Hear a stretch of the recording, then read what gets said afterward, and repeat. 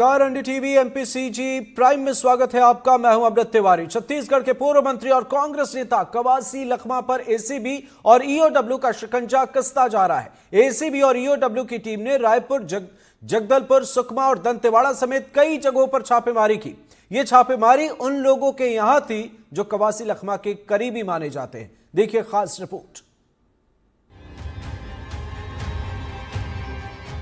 छत्तीसगढ़ में शराब घोटाला मामले में एसीबी और ईओडब्ल्यू ने एक बार फिर कांग्रेस के नेता और पूर्व मंत्री कवासी लखमा और उनके बेटे हरीश लखमा पर शिकंजा कसा है। एसीबी और ईओडब्ल्यू की टीम ने कवासी और हरीश लखमा के करीबियों के घर छापेमारी की। टीम ने रायपुर, जगदलपुर, सुकमा, तोंगपाल, दंतेवाड़ा समेत कई जगहों पर छापा मारा। इस दौरान बड़ी तादाद में ईओडब्ल्यू और एसीबी के अफसर कवासी और हरीश के करीबियों के घर छापेमारी करने पहुंचे। उधर इस कार्रवाई पर मुख्यमंत्री विष्णुदेव साय ने कहा कि इंटेलिजेंस को लगातार खबर मिल रही थी, जिसके बाद ये छापे पड़े हैं। साथ ही उन्होंने कहा कि दोषियों के खिलाफ कार्रवाई की जाएगी। लगातार ये सब चल रहा है। केंद्रीय एजेंसियां भी और प्रदेश की जो एजेंसियां हैं, जांच एजेंसियां, वो लगातार उनको शिकायत मिलने पर जांच कर रही है और जो भी दोषीदार होंगे उनको दंडित होंगे। सबसे पहले आपको राजधानी रायपुर की तस्वीरें दिखाते हैं, जहां एसीबी और ईओडब्ल्यू ने छापेमारी की। इस दौरान टीम देवेंद्र नगर इलाके में पहुंची, जहां व्यापारी नागेश राव के घर पर रेड की गई। दरअसल नागेश हरीश लखमा के करीबी बताए जाते हैं। अब जरा जगदलपुर की तस्वीरें देखिए, जहां धर्मपुरा हाउसिंग बोर्ड में प्रेम मिगलानी के घर पर एसीबी और ईओडब्ल्यू ने रेड की। प्रेम मिगलानी भी कवासी लखमा के करीबी बताए जाते हैं। जगदलपुर के बाद तस्वीरें सुकमा की देखिए, जहां पर एसीबी और ईओडब्ल्यू की टीम ने जिला मुख्यालय में 4 ठिकानों पर रेड की। जहां जहां छापे पड़े हैं, सभी लोग कांग्रेस नेता कवासी लखमा के करीबी बताए जाते हैं। उधर दंतेवाड़ा में भी कांग्रेस नेता कवासी लखमा के करीबी और कांग्रेस नेता राजकुमार तामो के घर छापा पड़ा। राजकुमार तामो ने एनडीटीवी से कहा कि उनके पास कवासी लखमा का एक पैसा भी नहीं है। आज सुकमा और दंतेवाड़ा जिले में 4 जगह एसीबी के छापे पड़ रहे हैं, जिसमें से दंतेवाड़ा में भी कांग्रेस के नेता राजकुमार तामो के यहाँ छापा पड़ा हुआ है। मैं बता दूं कि सभी शराब घोटाले के तार से जुड़े हुए ये छापेमारी की कार्रवाई हो रही है। इस वक्त हमारे साथ राजकुमार तामो जी भी मौजूद हैं। जानते हैं किस तरीके की कार्रवाई हो रही है और क्यों उनके यहाँ छापा पड़ रहा है। क्या है, आपको क्या लगता है? छापा तो बीजेपी सरकार के हिसाब से हो रहा है। इनके इशारे पे जितने भी लखमा जी के करीबी मेरे यानी पूरे प्रदेश में पड़ रहे छापे। लखमा जी जितने भी करीबी रहे, इनको बीजेपी सरकार ऐसा लग रहा है कि लखमा जी कई जगह पैसा रखे होंगे, नकद रखे होंगे, या फिर उनके पैसे से कोई संपत्ति खरीदा गया होगा दूसरे के नाम से। इनकी संभावना व्यक्त की जा रही होगी। या ऐसा है, कुछ है नहीं। जबकि हम तो खाली लखमा जी से खाली यारी दोस्ती, मतलब शुरू से दोस्ती है, कांग्रेस पार्टी जुड़े हैं, इसलिए हम उनका लगाव में थे, उनके साथ लगाव है भी। बाकी उनका तो 1 रुपया भी मैं ना खाया हूँ ना देखा हूँ। छत्तीसगढ़ में शराब घोटाला मामले में एसीबी और ईओडब्ल्यू की कार्रवाई पर सियासत भी जमकर हो रही है। एक तरफ जहां सरकार इसे कार्रवाई बता रही है, तो दूसरी तरफ कांग्रेस इस कार्रवाई पर सवाल उठा रही है। अब देखना ये होगा कि इन छापों से एसीबी और ईओडब्ल्यू को क्या क्या हासिल होता है और उससे इस केस पर क्या असर पड़ता है। Bureau report, NDTV. केंद्र सरकार ने एक बड़ा फैसला लिया है। फैसला है ऑपरेशन सिंदूर के बाद ताजा हालात पर भारत के रुख और सैन्य पराक्रम को दुनिया के सामने रखने का। इसके लिए प्रतिनिधिमंडल को विदेश भेजने की तैयारी की गई है। इसमें 7 सदस्यों की टीम बनाने का फैसला हुआ है। लेकिन अब इस फैसले पर सियासी हलचल तेज हो गई है। सबसे बड़ा मामला सवाल विपक्ष में बैठी कांग्रेस के अंदर खाने से है, जहां एक नेता का नाम आते ही कांग्रेस में खलबली मची है। जिन नेताओं का नाम गया है, उनसे अलग नाम सरकार ने कैसे तय कर लिया और इस मामले पर हो रही है सियासत। देखिए रिपोर्ट।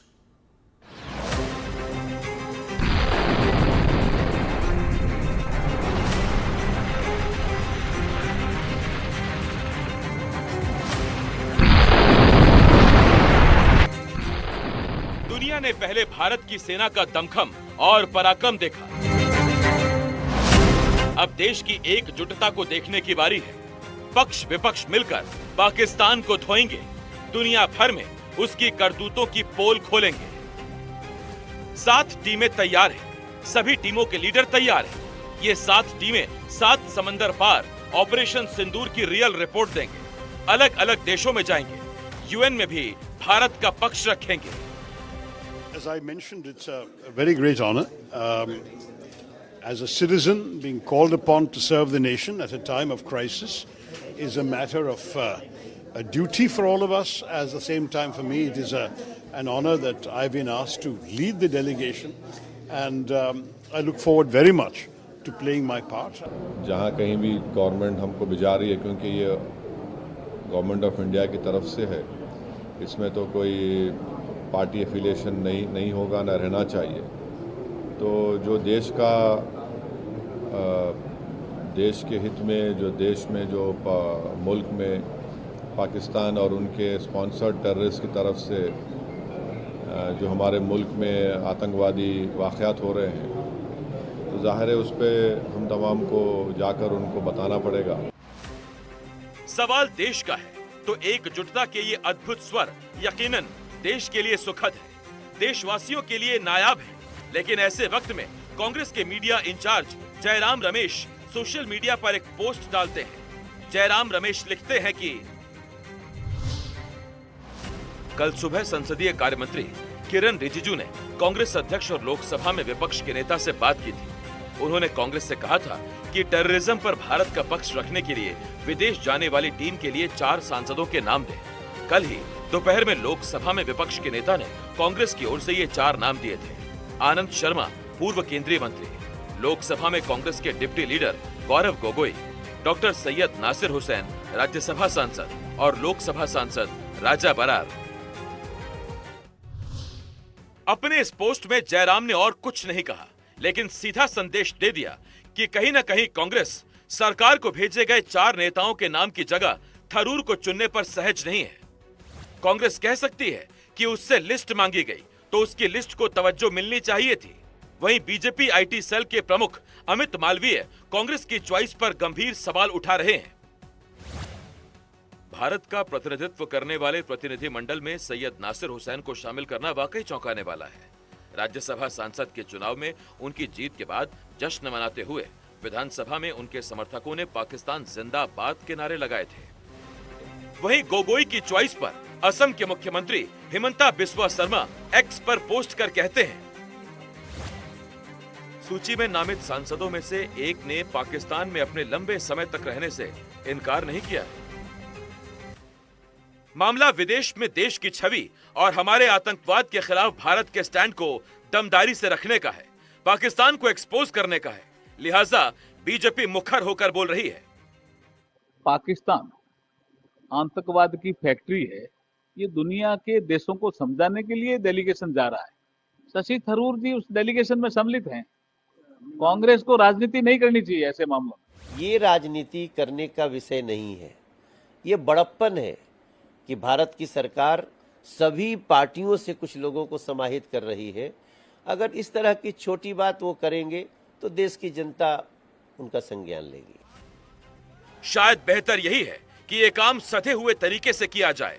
जाहिर है इसकी जिम्मेदारी सरकार पर ही छोड़ी जानी चाहिए, जिसकी मिसाल पूर्व प्रधानमंत्री ने संसद के पटल से दी भी थी और उन्हें यूएन में भेजने के लिए चुना भी कांग्रेस की नरसिंह राव सरकार नहीं था। जब कभी आवश्यकता पड़ी संकटों के निराकरण में हमने उस समय की सरकार की मदद की है। उस समय के प्रधानमंत्री नरसिंह राव जी ने भारत का पक्ष रखने के लिए मुझे विरोधी दल के नेता के नाते जेनेवा भेजा था और पाकिस्तानी उसे देखकर चमत्कृत रह गए। उन्होंने कहा कि ये कहां से आए, क्योंकि उनके यहां विरोधी दल का नेता ऐसे राष्ट्रीय कार्य में भी सहयोग देने के लिए तैयार नहीं होता। वो हर जगह अपने सरकार को गिराने के काम में लगा रहता है। ये हमारी परंपरा नहीं है, ये हमारी प्रकृति नहीं है और मैं चाहता हूं ये परंपरा बनी रहे, ये प्रकृति बनी रहे। अटल जी के इस बयान के सियासी मायने समझें तो सवाल लाजिमी है कि जब बात देश हित की है तो फिर पॉलिटिक्स की जरूरत क्या है। एनडीटीवी के लिए ब्यूरो रिपोर्ट।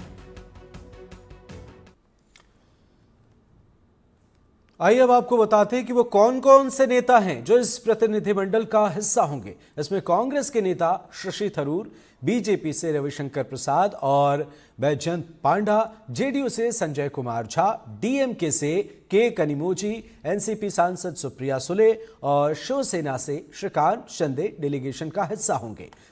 पक्ष विपक्ष पूरी दुनिया में सेना के पराक्रम को बताने जा रहा है। ये एक डेलीगेशन बनाया गया है और इस पर सियासत भी हो रही है और हर टीम में 2 विदेशी जानकार भी हैं। यही वजह है कि एक तरफ शशि थरूर के नाम को लेकर सियासत हो रही है तो कुछ लोग उन्हें परफेक्ट मान रहे हैं। ज्यादातर टीम 4 देशों में जाएगी और हर टीम में 7 सदस्य होंगे। ये अपने आप में खास है। हर टीम में 5 सांसद होंगे और जब ये विदेशों में जाएंगे तो अपनी बात रखेंगे। सेना ने अपने जिस तरीके से पराक्रम का जलवा दिखाया है, सेना के शौर्य की जो तस्वीरें सामने आई हैं, उससे पूरी दुनिया को रूबरू कराएंगे। आगे बढ़ते हैं। बीजेपी नेता विजय शाह के कर्नल सोफिया कुरैशी पर दिए गए अभद्र बयान के बाद से सियासत में बवाल मचा हुआ है। अब बीजेपी अपने विधायकों और मंत्रियों को ट्रेनिंग देने की बात कह रही है। उधर जगह जगह विजय शाह का विरोध जारी है और उन पर सख्त कार्रवाई किए जाने की मांग हो रही है। देखिए रिपोर्ट।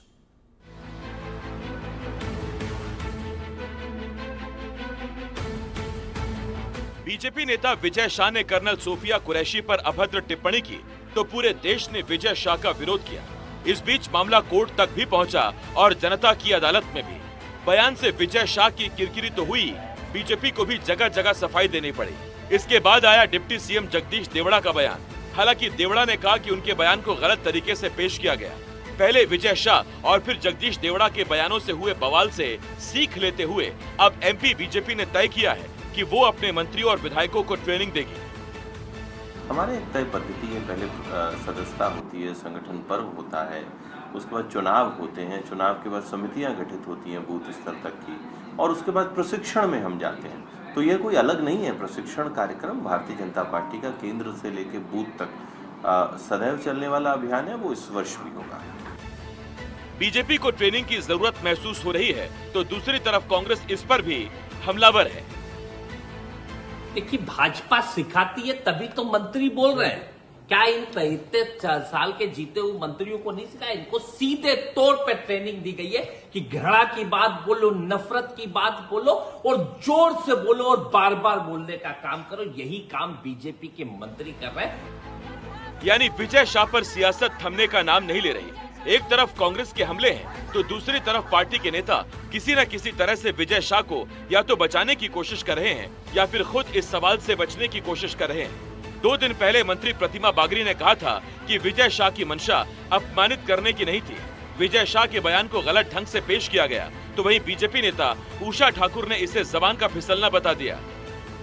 देखिए, बयान में उन्होंने उनको जो शब्द कहे हैं वास्तव में अनुपयुक्त है, लेकिन उनका स्पष्टीकरण भी उन्होंने दिया है कि कहने का तात्पर्य वो नहीं था। निश्चित तौर पर शब्दों की हेराफेरी जरूर हुई है, लेकिन उसमें कहीं अपमानित करने का उनका मंशा, जो कहते हैं एक मन से होता है, तो मंशा नहीं दिखी है। तो निश्चित तौर पर उसके लिए उन्होंने माफ़ी भी मांगी है और उन्होंने कहा बारंबार कि अगर जहाँ जिस स्थिति में उनको माफ़ी मांगनी पड़े वो माफ़ी मांगने के लिए भी तैयार है। तो कहीं ना कहीं यह भी दर्शाता है कि उनका कहने का उद्देश्य नहीं था, उसको प्रेजेंट गलत किया गया है, गलत वे पे दिखाया गया है और जिसके लिए वो माफ़ी भी मांग रहे हैं। मंशा किसी की भी इस प्रकार की हो ही नहीं सकती कि कोई इस प्रकार के अनर्गल बयानबाजी करे। कई बार जुबान फिसल जाने के कारण ऐसी भ्रांति पैदा हो जाती है, तो हमें इस पर गंभीरता से विचार करते हुए इन विषयों को समझना होगा। सरकार के मंत्री रहते हुए विजय शाह ने जो बयान दिया वो निंदनीय तो है ही, विपक्ष के लिए बड़ा सियासी हथियार भी है। यही वजह है कि कांग्रेस बयान पर मचे बवाल को ठंडा नहीं होने दे रही। मंडला में विजय शाह और डिप्टी सीएम जगदीश देवड़ा के खिलाफ कांग्रेसियों ने विरोध किया और उन दोनों के पुतले फूंककर दोनों नेताओं के इस्तीफे की मांग की है। सिर्फ मंडला ही नहीं बल्कि श्योपुर में भी कांग्रेस ने विजय शाह और जगदीश देवड़ा के खिलाफ प्रदर्शन किया। हालांकि बड़ी बात यह है कि यहां विरोध करते करते कांग्रेस विधायक बाबू जंडेल अपनी ही पार्टी के नेताओं को घेर बैठे। श्योपुर जैसी ही तस्वीर उज्जैन में भी देखने को मिली, जहां कांग्रेस ने विजय शाह और डिप्टी सीएम जगदीश देवड़ा के खिलाफ मोर्चा निकालकर पुतला जलाया। इस दौरान पुलिस ने पुतला छीनने की कोशिश की तो कांग्रेस नेताओं से उनकी झड़प हो गई। कांग्रेस नेताओं ने भेरू नाला में नारेबाजी करते हुए मंत्री विजय शाह और डिप्टी सीएम जगदीश देवड़ा का विरोध किया। इस दौरान कांग्रेस नेताओं ने कहा कि जब तक दोनों नेताओं के खिलाफ सख्त कार्रवाई नहीं की जाती तब तक कांग्रेस प्रदर्शन करती रहेगी।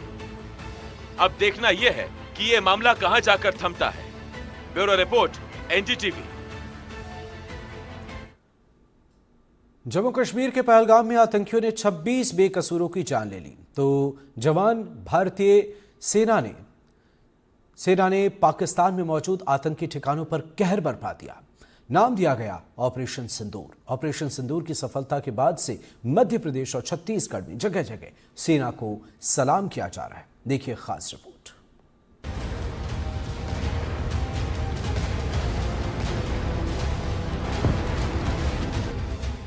पाकिस्तान के पाले आतंकियों ने जम्मू कश्मीर के पहलगाम में 26 बेकसूर पर्यटकों की जान ली तो भारतीय सेनाओं ने आतंकिस्तान पर धावा बोल दिया। ऑपरेशन सिंदूर के तहत भारतीय सेनाओं ने पाक में आतंक के ठिकानों पर कहर बरपा दिया। ऑपरेशन सिंदूर की कामयाबी के बाद देश जश्न मना रहा है। एमपी हो या छत्तीसगढ़, सियासी पार्टियां, सामाजिक संगठन और आम लोग तिरंगा लेकर ऑपरेशन सिंदूर की कामयाबी का जश्न मना रहे हैं और भारतीय सेना को बधाई दे रहे हैं। जशपुर के चराईडांड में तिरंगा यात्रा निकली जिसमें छत्तीसगढ़ के सीएम विष्णुदेव साय खुद शामिल होने पहुंचे। सीएम करीब 1 किलोमीटर तक यात्रा का हिस्सा बने। इस दौरान सीएम ने कहा कि इस यात्रा में समाज का हर वर्ग पूरे उत्साह के साथ शामिल हो रहा है। तिरंगा यात्रा का आयोजन हो रहा है और 14 तारीख को यहाँ पर हुआ रायपुर में, जिसमें सभी वर्ग के लोग और साधु संत, रिटायर्ड आर्मी और ऐतिहासिक तिरंगा यात्रा हुआ। अब वो जिला में और पंचायतों में भी होने वाला है। तो आज प्रदेश में पंचायतों में तिरंगा यात्रा का आयोजन है। तो हम अपने विधानसभा क्षेत्र में कुनकुरी के चराईडांड ग्राम पंचायत में तिरंगा यात्रा में शामिल होंगे, उसी में हम जा रहे हैं। ऑपरेशन सिंदूर की सफलता पर एमपी के नर्मदापुरम में भी ऑपरेशन सिंदूर की सफलता और भारतीय सेना की वीरता के सम्मान में शौर्य दिवस के रूप में विशाल तिरंगा रैली निकली। इस यात्रा में राज्यसभा सांसद माया नारोलिया शामिल हुई। तिरंगा रैली 7 रास्ते से शुरू होकर शहर के मुख्य मार्गों से होते हुए सेठानी घाट तक निकाली गई। इस रैली में बड़ी संख्या में समाज सेवी, आम लोग, व्यापारी और दुकानदार देशभक्ति के गीतों के साथ हाथ में तिरंगा लेकर शामिल हुए। साथ मिलकर ये तिरंगा यात्रा निकाली जा रही है क्योंकि देश के सैनिकों का उत्साहवर्धन करना, उनको प्रोत्साहन देने का काम हम सब देश के नागरिकों का है। उसी के स्वरूप में ये तिरंगा यात्रा निकाली जा रही है और देश की सेना के सम्मान में हम सब मैदान में, भारत माता के सम्मान में हम सब मैदान में। बेमेतरा में भी ऑपरेशन सिंदूर को लेकर तिरंगा यात्रा निकाली गई। तिरंगा यात्रा में कैबिनेट मंत्री दयाल दास बघेल शामिल हुए। पाकिस्तान के आतंकवादी ठिकानों को नष्ट करने को लेकर तिरंगा यात्रा निकाली गई। ये यात्रा कृषि उपज मंडी से लेकर जय स्तंभ चौक तक निकाली गई। इस यात्रा में स्कूल के छात्र छात्राएं और सेना के पूर्व सैनिक भी शामिल हुए। देश के सेना के द्वारा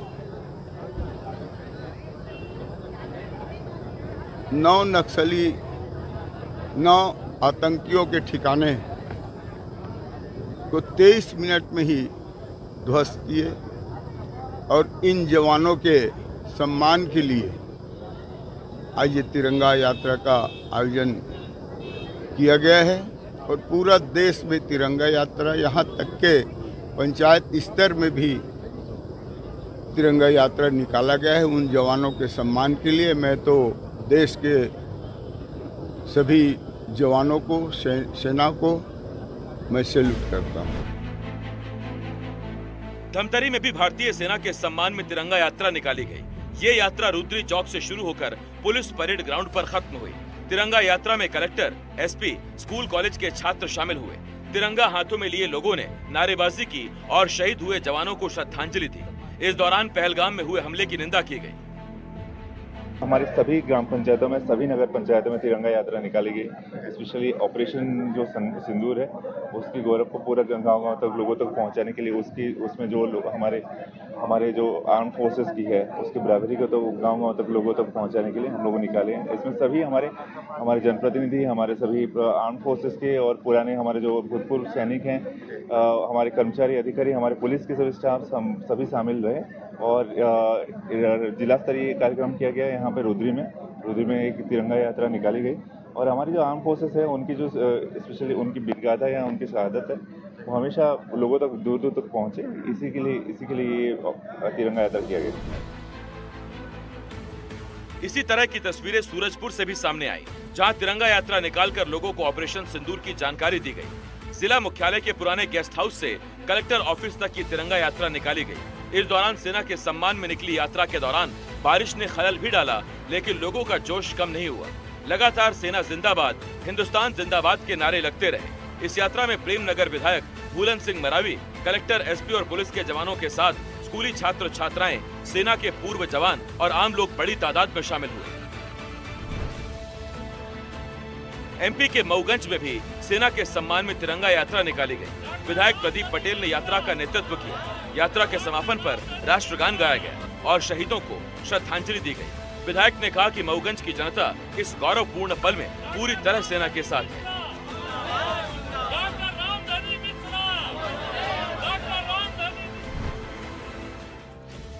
वहीं खरगोन में बीजेपी ने तीनों सेनाओं के सम्मान में तिरंगा यात्रा निकाली। ये यात्रा सिद्धि विनायक गणेश मंदिर से होते हुए अहम रास्तों से होकर गुजरी, जिसमें बीजेपी कार्यकर्ताओं के साथ साथ आम लोग और पूर्व सैनिक भी शामिल हुए। एमपी हो चाहे छत्तीसगढ़, हर तरफ आम लोग, सियासी दल और सामाजिक संगठन तिरंगा यात्रा निकालकर सेना को बधाई दे रहे हैं और साथ ही पूरी दुनिया को ये संदेश कि देश का बच्चा बच्चा सेना के साथ खड़ा है। Bureau report, NDTV. मैहर में कई लोग हादसे का शिकार होने से बच गए। शुक्रवार को एनडीटीवी मैहर के बैरसाहा गांव में जुड़ी एक खबर हमने आपको दिखाई थी और हमने बताया था कि किस तरह एमपीआरडीसी के अफसरों ने नई सड़क के बीचों बीच हैंडपंप छोड़ दिया था। खबर का असर हुआ और 24 घंटे के अंदर ही हैंडपंप हटा लिया गया है। देखिए रिपोर्ट। ये दो तस्वीरें एक ही जिले, एक ही जगह और एक ही सड़क की है। मामला मैहर के भैसरहा गांव का है। शुक्रवार को एनडीटीवी ने दिन भर आपको दिखाया था कि किस तरह गांव से होकर जाने वाली सड़क को चौड़ा किया गया। नई सड़क बना दी गई, लेकिन एमपीआरडीसी के अफसरों ने सड़क के बीच आ रहे हैंडपंप को हटाने की जहमत नहीं उठाई। भैसरहा से जिगना तक बनाई जाने वाली ये डामरीकृत सड़क पर बीच सड़क पर हैंडपंप होने के कारण लगातार हादसे हो रहे हैं। हम आपको दिखा रहे हैं कि किस प्रकार से, आप देखिए कि जो एमपीआरडीसी के इंजीनियर हैं उन्होंने ठेकेदार के साथ मिल करके और किस प्रकार से सड़क का निर्माण किया है। आप देख सकते हैं कि बीच सड़क पर ये हैंडपंप है और ये हैंडपंप अब किसी भी स्थिति पर ये काम का नहीं है और ये बीच सड़क पे होने के कारण इस पे लगातार हादसे हो रहे हैं। हमने चीख चीख कर प्रशासन को जगाने की कोशिश की। हादसे हो सकते हैं, लोग जान गंवा सकते हैं, ये बताने की कोशिश की। हम अपनी चिंता लेकर अधिकारियों के पास पहुंचे। सुनिए, शुक्रवार को रीवा के कमिश्नर बीएस जामोद ने हमसे क्या कहा था। ये मुझे जानकारी प्राप्त हुई है कि गोविंदगढ़ और रामनगर के बीच में रोड निर्माण हो चुका है, किंतु हैंडपंप नहीं हटा है। चूँकि ये रोड के बीचों बीच हैंडपंप लगा है, ये कभी भी दुर्घटना का कारण हो सकता है। ऐसी स्थिति में हमने संबंधित एजेंसी को ये निर्देशित कर दिया है कि वो हैंडपंप तत्काल लगवाएं। कमिश्नर साहब से बात हुई तो हमें कुछ उम्मीद जागी। उन्होंने अपना वादा पूरा किया। इससे पहले कि हादसे की चपेट में आकर कई लोग मौत की नींद सो जाते, अफसर जाग गए और फिर सड़क के बीचों बीच छोड़ दिए गए हैंडपंप को उखाड़ दिया गया। ये तस्वीरें देखिए, जहां हैंडपंप को उखाड़कर जमीन को समतल किया जा रहा है। इस पर डामर लगाकर इसे ठीक भी कर ही दिया जाएगा। ग्रामीण भी इस कार्रवाई पर खुश हैं, लेकिन उनकी चिंता बरकरार है। शुक्रवार को भी ग्रामीणों ने एनडीटीवी से कहा था कि उनके गांव में एक ही हैंडपंप था। बताइए, हैंडपंप चालू स्थिति में है? चालू स्थिति में है सर जी। ये चालू स्थिति में, अब बताइए, हम लोग आदिवासी मोहल्ला के हैं तो कैसे पानी पिएंगे? बताइए, ये बीच रोड में कर दिया। बोले कि हम इसको दूसरा हैंडपंप देंगे खोद के, तब इसको उखाड़ देंगे। तो न तो हैंडपंप उखाड़े, हादसा हो रही है और न हम लोग पानी मिल रहा है। सड़क के बीचों बीच बने हैंडपंप को उखाड़ दिया गया। इस काम के लिए एमपीआरडीसी का धन्यवाद, लेकिन ग्रामीण पूछ रहे हैं कि उन्हें पानी कब मिलेगा, कब इस हैंडपंप को कहीं और शिफ्ट किया जाएगा ताकि उन्हें पानी देने वाला हैंडपंप एक बार फिर उनकी प्यास बुझा सके। धर्मेंद्र वर्मा, एनडीटीवी, मैहर। जबलपुर की रानी दुर्गावती यूनिवर्सिटी इंदौर की देवी अहिल्या यूनिवर्सिटी के साथ मिलकर एक सराहनीय कदम उठाने जा रही। अब यूनिवर्सिटी रानी दुर्गावती यूनिवर्सिटी आदिवासियों की परंपराओं, उनके रहन सहन पर एक कोर्स शुरू करने जा रहा है। देखिए रिपोर्ट। जबलपुर की रानी दुर्गावती विश्वविद्यालय में इस साल से एक नए कोर्स की शुरुआत होने जा रही है। रानी दुर्गावती विश्वविद्यालय इस साल से जनजातीय जीवन शैली, रहन सहन और संस्कृति पर आधारित मास्टर्स डिग्री कोर्स शुरू करने जा रहा है। अभी तक ये कोर्स सिर्फ इंदौर के देवी अहिल्या विश्वविद्यालय में संचालित होता था। अब दोनों विश्वविद्यालयों के बीच एक एमओयू किया जाएगा ताकि सिलेबस और स्टडी मटेरियल साझा किया जा सके। जबलपुर गोंडवाना की धरती है।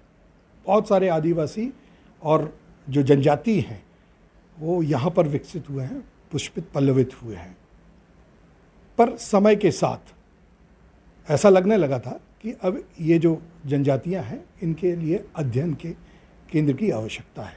तो एमए जनजाति अध्ययन पर रानी दुर्गावती विश्वविद्यालय जबलपुर में शुरू कर रहा है। देवी अहिल्या विश्वविद्यालय के कुलपति ने एनडीटीवी को बताया कि ये कोर्स खास तौर से मध्य प्रदेश की गोंड जनजाति की समृद्ध सांस्कृतिक विरासत को संरक्षित करने और रिसर्च को बढ़ावा देने में मददगार साबित होगा। मैंने इसके पहले एक दिन आदरणीय सिंघई सर के निवेदन पे इंदौर का जो ट्राइबल स्टडी सेंटर है उसका विजिट किया। वहाँ मैंने जाके समझा कि वहाँ क्या किया जा रहा है। फिर सर को हमने आज निमंत्रित किया कि हमारे जो ट्राइबल स्टडी सेंटर है वो और हमारे जो प्रमुख प्राध्यापक हैं उनके साथ एक बैठक करके हम कैसे प्लान कर सकते हैं और इस क्षेत्र में उन्होंने वहाँ इंदौर में कैसा प्लान किया, हम इस क्षेत्र में कैसे करें। जो पीएससी के कोर्सेज़ में ट्राइबल स्टडी को कहीं शामिल किया जाए और यूपीएससी के कोर्सेज़ में भी हम यूजीसी को खोलेंगे, नेट में शामिल किया जाए। सर ने निवेदन किया, हम भी निवेदन करेंगे। उधर देवी अहिल्याबाई विश्वविद्यालय इंदौर के कुलगुरु राकेश सिंघई ने कहा कि जरूरत है कि हम आदिवासियों की परंपराओं से सीखें और अच्छी चीजों को अमल में लाएं। आवश्यक है कि इनकी ही परंपराओं को अध्ययन करें हम। इनकी परंपराओं का ये निर्वाह किस तरीके से करते हैं, पर्यावरण और प्रकृति से इनका किस तरह से लगाव है और उसको कैसे संतुलित करते हैं, इन चीज़ों का अध्ययन करें। इनको उसी चीज़ के लिए हम और एडवांस तरीक़ों से उनको समझाने की कोशिश करें, उनको बताने की कोशिश करें और जो इसका बेहतर फल है वो हमारे शहरी सभ्यताओं में हम कितना अच्छा इनका यूज़ कर सकें, वो एक हमारे लिए बहुत बड़ा शिक्षा का केंद्र है और बहुत बड़ा शोध का केंद्र है। जबलपुर की रानी दुर्गावती विश्वविद्यालय की ये पहल वाकई सराहनीय है। अब देखना यह है कि ये कोशिश कब तक और किस रूप में सार्थक होती है। संजीव चौधरी, एनडीटीवी, जबलपुर। और